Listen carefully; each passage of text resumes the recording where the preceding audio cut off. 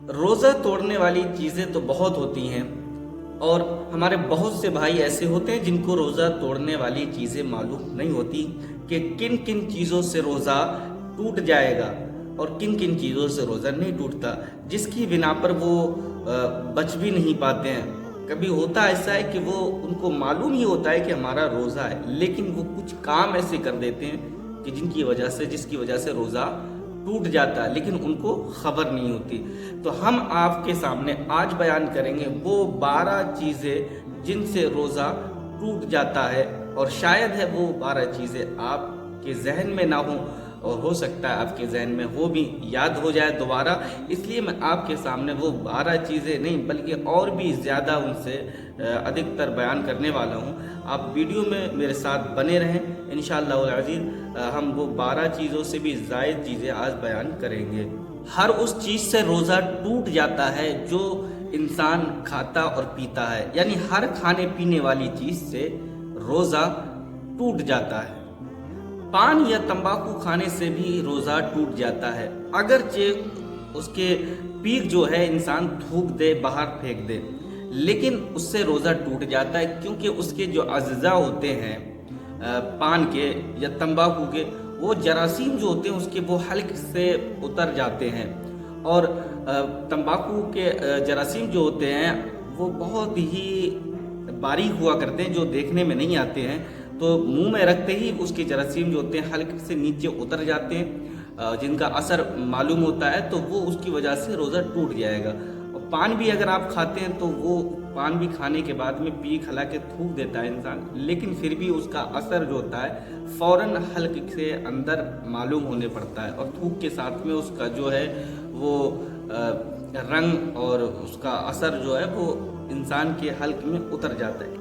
دوسری چیز کہ دانتوں میں آپ کے کوئی چیز اٹکی ہے، یعنی وہ چنے کے برابر ہے یا چنے سے چھوٹی ہے یا کچھ بڑی ہے، لیکن وہ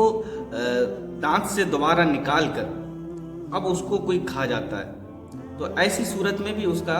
روزہ ٹوٹ جائے گا۔ تیسری چیز یہ ہے کہ اگر حالت روزہ کے اندر کسی نے دانت اکھڑوایا یا پھر اس کا دانت خود بخود اکھڑ گیا، جیسے کہ اکھڑ جاتے ہیں عام طور سے کبھی کبھی، تو اب دانت اکھڑتے وقت جو ہوتا ہے عموماً دانت سے خون نکلتا ہے۔ اب وہ جو خون نکلتا ہے وہ اگر حلق سے نیچے اتر گیا تو روزہ ٹوٹ جائے گا، اور خون جو ہوتا ہے وہ جب زبان پہ لگتا ہے تو لگنے کے بعد میں اس کی تاثیر جو ہوتی ہے حلق سے نیچے فوراً جاتی ہے، اور معلوم پڑتی ہے کہ ہاں ہمارے منہ میں جو تھا خون آیا تھا، اور اس کی وجہ سے پھر جو ہوتا ہے کہ تھوک بھی بہت زیادہ آنے لگتا ہے، تو انسان بار بار تھوکتا ہے پھر، تو وہ خون نکلنے کی وجہ سے، اور وہ اس کا اگر حلق سے نیچے اتر جاتا ہے تب بھی روزہ ٹوٹ جائے گا۔ چوتھی چیز ہے کہ کلی کرتے وقت حلق سے پانی نیچے اتر گیا، یا وضو کرتے وقت ناک میں پانی ڈالا اور وہ دماغ پر چڑھ گیا، تو چاہے وہ بلا قصد ہو یا قصدن ہو، دونوں صورتوں میں روزہ ٹوٹ جاتا ہے۔ اسی طرح سوتے ہوئے یعنی نیند میں کچھ کھا لیا یا پی لیا، اور یا پھر سوتے ہوئے انسان کا منہ کھلا ہوا تھا، پانی کا قطرہ اوپر سے گرا، یعنی 2 قطرے تھے یا اس سے زائد تھے، وہ منہ کے اندر چلا گیا یعنی حلق سے اتر گیا، تو اس صورت میں بھی روزہ ٹوٹ جائے گا۔ اور اگر کسی چیز سے تھوک رنگین ہو گیا اور پھر اس کے بعد میں اس تھوک کو نگل لیا تب بھی روزہ ٹوٹ جائے گا۔ مثلا رنگین ڈورا تھا، وہ آپ نے منہ میں لیا، اور اس کے بعد میں یا کوئی کاغذ رنگین تھا ایسا جس کا رنگ چھوٹتا تھا، منہ میں رکھا، اور منہ میں رکھنے کے بعد میں دیکھا تو تھوک جو تھا اس کی وجہ سے رنگین ہو گیا،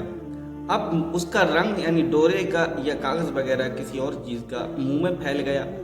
تھوک میں مل گیا، اب تھوکنے والا جب تھوکتا ہے تو رنگ اس کا تھوک جو ہوتا ہے رنگ میں ملا ہوا ہوتا ہے، لیکن اب وہ تھوک جو ہے اس کا اگر اس نے نگل لیا تو ایسی صورت میں روزہ ٹوٹ جائے گا۔ اور اسی طرح گھاس،